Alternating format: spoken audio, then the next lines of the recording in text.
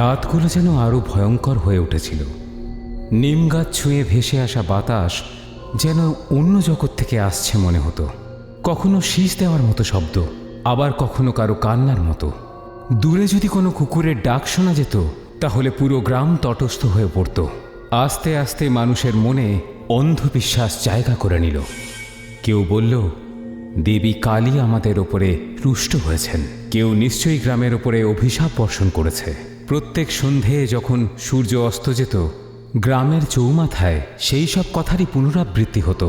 সেই গ্রামের শেষ প্রান্তে, যেখানে কাঁচা পথ জঙ্গলের মধ্যে অদৃশ্য হয়ে যায়, সেখানেই থাকত সাবিত্রী, যার গায়ের চামড়া ঝুলে পড়েছে, মাথার চুল হয়ে গেছে সাদা, আর চোখে এক এমন অদ্ভুত শূন্যতা যেন সে সবকিছু দেখে ফেলেছে। একসময় মানুষ ওনাকে ভালোবেসে বৈদ্য মা বলে ডাকত। প্রত্যেক বাড়িতে ওনার নাম সম্মানের সঙ্গে উচ্চারিত হতো। কারোর যদি জ্বর হতো তাহলে ওনার ওষুধই কাজে লাগত। কোনো মহিলার যদি প্রসব পীড়া উঠত তাহলে সাবিত্রী ধাইমা হয়ে প্রাণ বাঁচাতেন। রাত্রির তৃতীয় প্রহর ছিল। বাইরে বাতাস নিমের পাতার মধ্যে আটকে ফুঁসছিল। এদিকে কুঁড়ে ঘরের ভেতরে প্রদীপের শিখা কাঁপছিল। রূপার আর্তনাদ মাটির দেওয়ালে ধাক্কা খেয়ে প্রতিধ্বনিত হচ্ছিল। আর একটু জোরে চেষ্টা করো মা, দেবী কালী মা তোমার সঙ্গে আছেন। দেওয়ালের ওপারে দাঁড়িয়ে থাকা লোকেরা শুধুমাত্র সেই আওয়াজটুকুই শুনতে পাচ্ছিলেন।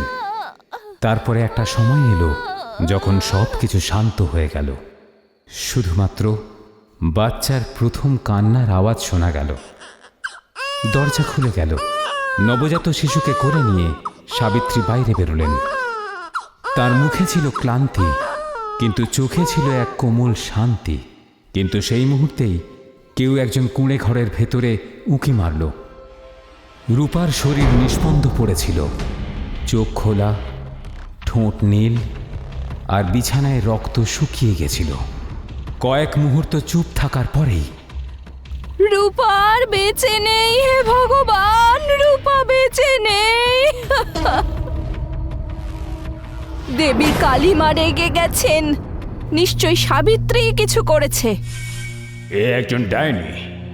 ও দেবীকে অপমান করেছে। একমাত্র তুইই ছিলি ওখানে সাবিত্রী। তুইই ছিলি ওখানে যখন রূপা চিৎকার করছিল। আমি তোর ওপরে ভরসা করেছিলাম, কিন্তু তুই আমার বৌমাকে মেরে ফেলেছিস। প্রধান বাবু, আমি কিছুই করিনি। রূপার দম নিতে কষ্ট হচ্ছিল, ওর শরীর ক্লান্ত হয়ে গেছিল। আমি তো শুধু কালী মায়ের নাম নিয়ে ওর কষ্টটা কম করার চেষ্টা করেছি। মিথ্যে। আমরা দেখেছি তুই কিছু একটা মন্ত্র পড়ছিলি। ওটা মন্ত্র ছিল না, ওটা প্রার্থনা ছিল। প্রত্যেক জন্মই খুব কঠিন হয়, আর আমি তো সব সময় সন্তানদের জীবনই দিয়েছি। কিন্তু তাহলে ও মরে কি করে গেল? দেবী রুষ্ট কেন হলেন? দেবী রুষ্ট হননি, তুমি হয়ে গেছো অন্ধ। যে দেবীর নাম নিয়ে নতুন জীবনকে পুজো করা হয়, সেই দেবীর নামেই তুমি এই অপবাদ দিচ্ছ। মুখ বন্ধ কর। তোর ওই পাপিষ্ঠ মুখে দেবীর নাম নিস না। তোর দেওয়া ওষুধই আমার বংশের বাতি নিভিয়ে দিল। তুই একটা ডাইনি, তুই অভিশাপ দিয়েছিস। যদি আমার ওষুধ বিষ হতো তাহলে তোমার বাড়ির বাকি বাচ্চারা কি করে বেঁচে আছে? আমি তোমার বাড়ির মহিলাদের কতবার মৃত্যুর মুখ থেকে ফিরিয়ে এনেছি, কিন্তু আজ একটা মৃত্যু আমার গোটা জীবনটাকে কলঙ্কিত করলো। কিন্তু সাবিত্রী, লোকের মুখে শুনেছি যে তুই রাতের বেলা জঙ্গলে যাস মা কালীর মন্দিরের কাছে। কেন? কারণ সেখানে শান্তি পাওয়া যায়। যখন গ্রামের সবাই আমাকে এক ঘরে করেছিল, তখন সেই দেবী আমার কথা শুনেছেন। আমি ওনাকে ভয় পাই না, আমি ওনার পুজো করি। ব্যাস, আর কিছু বলিস না। তোর পুজোই আমাদের জন্য অভিশাপ হয়ে গেছে। অভিশাপ নয় প্রধান বাবু, বরদান ছিল। কিন্তু তোমরা সবাই তাকে আগুনে ঠেলে দিয়েছ। মনে রেখো, যখন সত্যি আগুনে পড়ে তখন ছাই সব সময় কিছু বলে যায়। লোকেরা কেঁপে উঠল, কেউ কেউ পিছু হটল, কেউ আরো ক্রুদ্ধ হয়ে উঠল। দ্রুত হাওয়া বইতে শুরু করলো, মশালের আলো কাঁপতে লাগলো। একে জ্বালিয়ে দাও, দেবীর ক্রোধ তাহলেই শান্ত হবে। সাবিত্রী নবজাত সন্তানকে মাটিতে রাখল, আস্তে আস্তে ওর মাথায় চুম্বন করলো, আর শেষবারের মতো লোকেদের দিকে তাকিয়ে বলল, আমি জন্ম দিয়েছি, মৃত্যু নয়। কিন্তু এবার তোমাদের নিজেদেরকেই সেটা বুঝতে হবে, কে সত্যি জীবিত আছে আর কে মৃত। কিন্তু কেউ ওর কথা শুনল না। ওর কুঁড়ে ঘরে আগুন লাগিয়ে দেওয়া হলো। বাড়িতে জমিয়ে রাখা ওর ওষুধপত্র আর জড়িবুটির গন্ধ হাওয়ায় মিশে গেল, আর তার সঙ্গেই গ্রামে ওর জীবন শেষ হয়ে গেল। ও আস্তে আস্তে অন্ধকারে মিশে গেল, সেই কাঁচা পথ ধরে যে পথের প্রান্তে ছিল জঙ্গল, সেই জঙ্গল যার মাঝখানে ছিল সেই পুরনো কালী মন্দির, যেখানে শুধু ধুলো আর মাকড়সার জাল ছিল। হাওয়া ছিল ঠান্ডা, হাওয়ায় উঠছিল নিম গাছের পাতা, যেন একমাত্র ওরাই সাবিত্রীর দুঃখ বুঝতে পারছিল। সাবিত্রী মন্দিরের নিচের জমিতে একটা গর্ত খুঁড়ল। ওর আঙুলগুলো মাটির মধ্যে ঢুকে যাচ্ছিল, আর প্রত্যেকবার মাটি খোঁড়ার সঙ্গে সঙ্গে ওর রাগ যেন আরো বেড়ে উঠছিল। গ্রামবাসীদের কথা, ওই ডাইনি বলে অপমান, আর সেই অপবাদ যে ওই দেবী কালী মাকে রুষ্ট করেছে, এই কথাগুলোই যেন ওর কানের মধ্যে বাজছিল। প্রধান বাবু, তুমি আমার সত্যি নস্যাৎ করেছ। গ্রামবাসী, তোমরা আমার সম্মান ধুলোয় মিশিয়ে দিয়েছ। আমি জন্ম দিয়েছি, প্রাণ বাঁচিয়েছি, আর তোমরা আমাকে ডাইনি বললে। এবার দেখো, এই মাটি তোমাদের সত্যি সামনে আনবে। সে একটা পুতুলকে মাটির মধ্যে পুঁতে দিল, আর মাটিতে পোতার আগে পুতুলের বুকের ওপরে কয়লা দিয়ে লিখে দিল, তোমাদের সুখ আমি কেড়ে নেব। ওর চোখ জ্বলছিল, কিন্তু চোখে জল ছিল না, শুধু এক ঠান্ডা ভয়ঙ্কর দৃষ্টি। ও কালো সুতোটা আরো শক্ত করে বাঁধল, আর তারপর মাটি দিয়ে গর্তটা ভরে দিল। প্রত্যেক মুঠো মাটির সঙ্গে সে ফিসফিস করে কিছু যেন বলছিল, কিন্তু তার কণ্ঠে কোনো প্রার্থনা ছিল না, ছিল অভিশাপ।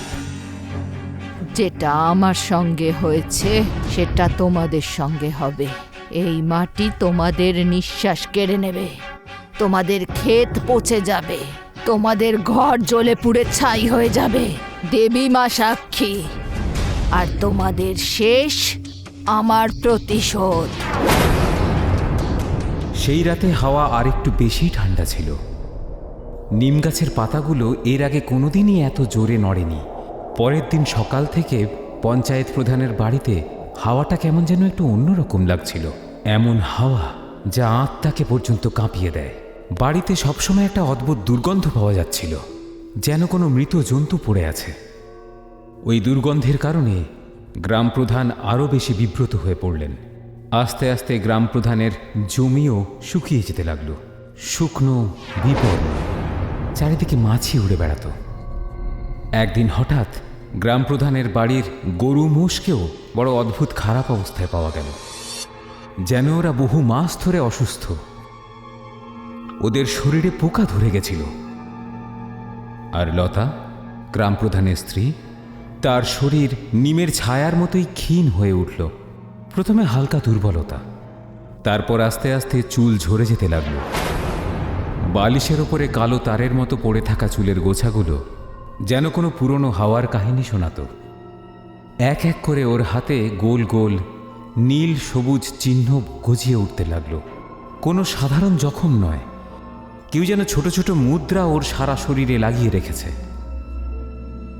যখনই কেউ ওকে ছুঁতে যেত, তাদের হাত ঠান্ডা হয়ে যেত, যেন কোনো মৃত ধাতুকে স্পর্শ করছে। রাতগুলো ভয়ানক হয়ে উঠেছিল। প্রতি ৩-৪ ঘন্টা অন্তর লতা চিৎকার করে উঠত। ওর গলা থেকে মানুষের গলার মতো আওয়াজ নয়, যেন অন্য রকমের শব্দই বেরিয়ে আসত। মাঝে মাঝে সে অশরীরীর মতো চিৎকার করত,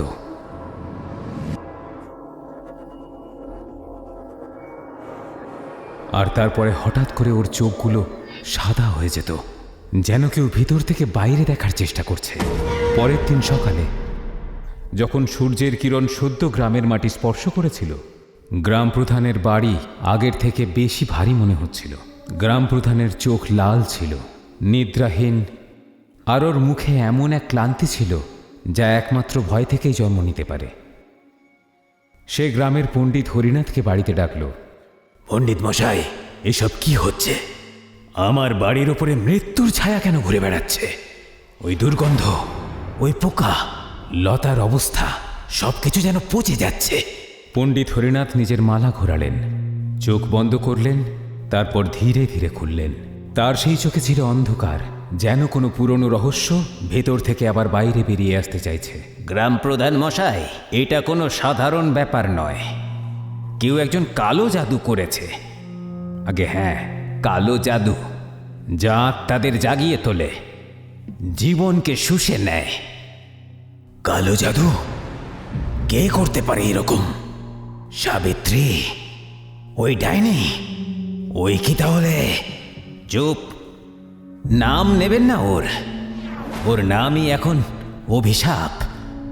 একটা ছায়া, কালো আর ঠান্ডা, যা তোমার বাড়ির চারিদিকে ঘুরে বেড়াচ্ছে। ও কিছু একটা পুঁতেছে। হ্যাঁ, ওর পুতুলটা, ওর চুল আর ওর কাপড় মন্দিরের নিচে, পুরনো কালিকা মন্দিরের নিচে, যেখানে শিকড় মাটিকে ফাটিয়ে দেয়। মন্দিরের নিচে? হে ভগবান, কি হবে যদি আমরা ওটাকে না বের করতে পারি?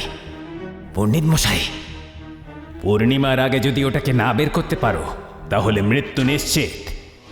শুধু লতার নয়, তোমার সন্তানদের, পুরো বাড়ির ওই কালো জাদু ছড়িয়ে পড়বে, যেভাবে বিষ ছড়িয়ে পড়ে, এবং তার প্রকোপে পড়বে সবাই। আত্মা জেগে উঠবে, বাতাস চিৎকার করবে, আর তোমার বাড়ি তা শুধু ছাই হয়ে থেকে যাবে। বের করো ওটাকে গ্রাম প্রধান, না হলে দেবীও তোমাকে বাঁচাতে পারবেন না। রাতের তৃতীয় প্রহর ছিল। আকাশে ভাঙা চাঁদ মেঘের আড়াল থেকে উঁকি মারছিল, যেন চাঁদও ভয় কাঁপছে। জঙ্গলের পাকদণ্ডি ধরে 4 জন মানুষ হেঁটে চলেছিল। গ্রাম প্রধান, পণ্ডিত হরিনাথ আর 2 জন অন্য গ্রামবাসী, যাদের হাতে জ্বলছিল মশাল। মশালের শিখা হাওয়াতে কাঁপছিল। পুরনো সেই দেবী কালীর মন্দির ছিল সামনে, যার দেওয়ালগুলো ভাঙা, চারিদিকে মাকড়সার জাল। আর মন্দিরের নিচের জমি এমন ছিল যেন বহু বছর ধরে তার উপরে কোনো পা পড়েনি। পণ্ডিত হরিনাথ মালা ঘোরালেন, মন্ত্র পড়লেন, আর তারপর মন্দিরের সিঁড়ির সামনে দাঁড়ালেন। এখানেই আছে, এখানেই ওটা পোঁতা আছে। এই মাটি চিৎকার করছিল।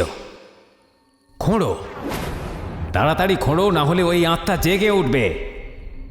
গ্রাম প্রধানের মুখ ঘামে ভিজে গিয়েছিল, ওর চোখ ভয়ে আর রাগে লাল হয়ে উঠেছিল। উনি রামু আর শ্যামকে ইশারা করলেন, আর 2 জন কোদাল তুলে জমি খুঁড়তে শুরু করল। মাটি ছিল শুকনো, কিন্তু প্রত্যেকবার কোদালের আঘাতের সঙ্গে এক অদ্ভুত দুর্গন্ধ উঠছিল, পচা গন্ধ, যেন কোনো মৃত জানোয়ার এখানে পোঁতা আছে। হাওয়ার বেগ বেড়ে উঠল, নিম গাছের পাতা সরসর করে ঝরে পড়তে শুরু করল। রামু আর শ্যামের মুখে ভয় স্পষ্ট বোঝা যাচ্ছিল। ওদের হাত কাঁপছিল। ওরা একবার করে মাটি কোপাচ্ছিল আর ভয়ার্ত চোখে চারিদিকে চেয়ে দেখছিল, যেন কোনো ছায়া ওদের ঘাড়ের কাছে দাঁড়িয়ে শ্বাস নিচ্ছে। হঠাৎ করে কোদালটা কোনো শক্ত জিনিসে আঘাত লাগলো। একটা ঢং করে আওয়াজ শোনা গেল, আর সবাই তখনই চমকে উঠল। রামু কোদাল ফেলে দিয়ে পিছু হটল। শ্যাম মশালটা হাতে নিল। তখনই মাটির মধ্যে সে কিছু একটা দেখতে পেল, একটা কাপড়ে মোড়া মাটির পুতুল। ওটার আকার ছিল ছোট, কিন্তু পুতুলটা এমনভাবে তৈরি করা হয়েছিল যেন কোনো ছোট্ট মানুষ। পুতুলের মাথার উপরে লতার কালো চুল আটকানো ছিল, আর ওর শরীরটা মোড়া ছিল লতার পুরনো ওড়না দিয়ে। সব থেকে ভয়ঙ্কর ছিল ওর গলা, একটা কালো সুতো, যার মাঝখানে একটা কালো মুক্তো ঝোলানো ছিল, যেন 1 ফোঁটা রক্ত। পুতুলের বুকের উপরে কেউ যেন কয়লা দিয়ে লিখে দিয়েছিল, তোদের সবার সুখ আমি কেড়ে নেব। এটা এটা কি? এ নিশ্চয়ই সাবিত্রীরই কাজ। ওই ডাইনিটাই আমাদের বাড়ির সুখ শান্তি কেড়ে নিয়েছে। এটা শুধু জাদু নয়, এ এক রকমের আত্মার বন্ধন। যে এটা বানিয়েছে সে তার আত্মার অংশ এর মধ্যে দিয়েছে। যদি এটাকে এক্ষুনি না জ্বালিয়ে ফেলা হয় তাহলে এটা তোমার বাড়িকে পুরো গিলে খাবে। পুড়িয়ে দাও এটা। আজকেই এই অভিশাপকে শেষ করো। সাবিত্রী, তুই যেখানেই থাকিস আমাদের বাড়িটাকে তুই ছেড়ে দে। কিন্তু যখনই মশালের শিখা পুতুলকে ছুঁতে গেল, হাওয়া থেমে গেল। গ্রাম প্রধানের চোখ থেকে কোনো ভয় নয়, বরং এক গভীর অপরাধ বোধ ঠিকরে বেরোচ্ছিল। পুতুলটা মাটিতে পড়েছিল, আর তার গলায় ওই লাল মুক্তোটা চকচক করছিল, যেন ওটা হাসছিল। যখনই গ্রামপ্রধান পুতুলটাকে তুলে ভাঙার চেষ্টা করলেন, মন্দিরের ভেতর থেকে একটা আওয়াজ ভেসে এলো। তোমাদের সমাপ্তি আমার মশালের প্রতিশোধ। আগুন কেঁপে কেঁপে নিভে গেল। এমন এক অন্ধকার ছেয়ে গেল চারিদিকে, যেন এই জঙ্গল সব কিছুকে গিলে খেয়েছে। পণ্ডিত হরিনাথের মালা মাটিতে ছিটকে পড়ল, আর ওর দম আটকে এলো। রামু আর শ্যাম অনেক আগেই পালিয়ে গেছিল। গ্রাম প্রধান মশাই, এখন আর এইটা আমাদের হাতে নেই। এই আত্মা সাবিত্রীর নয়, এটা অন্য কিছু। না, এটা ওই ডাইনিটারই কাজ। আমি ওকে জ্বালিয়ে দেব। মন্দিরের ভাঙা দেওয়াল থেকে একটা চিৎকার বেরোলো, আর মাটি আস্তে আস্তে কেঁপে উঠল। গ্রামপ্রধান পুতুলটাকে মাটিতে আছাড় মারলেন, কিন্তু ওটা ভাঙল না। শুধু ওর কালো সুতোটা ছিঁড়ে গেল, আর লাল মুক্তোটা মাটিতে গড়িয়ে গড়িয়ে মন্দিরের সিঁড়ির কাছে গিয়ে হারিয়ে গেল। নাড়াও, ওটাতে হাত দিও না। এই অভিশাপ এখন তোমার রক্তে মিশে গেছে। পালাও এখান থেকে গ্রাম প্রধান মশাই, পালাও এখান থেকে। কিন্তু গ্রামপ্রধান তার কথা শুনলেন না। উনি পুতুলটাকে তুলে মন্দিরের বাইরের দিকে দৌড়লেন, যেন ওটাকে আগুনে পুড়িয়ে ফেলাটাই একমাত্র রাস্তা।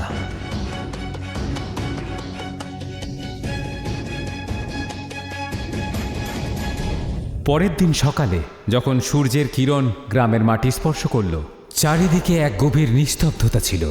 গ্রামপ্রধানের বাড়িতে চিৎকার শোনা গেল। লতার মৃতদেহ পালঙ্কের ওপর পড়েছিল। ওর চোখ দুটো ছিল খোলা, কিন্তু তাতে কোনো প্রাণ ছিল না। ওর ঠোঁটগুলো নীল হয়ে গেছিল, আর ওর হাতের ওপরে ওই নীল আর সবুজ চিহ্নগুলো যেন আরো গভীর হয়ে উঠেছিল।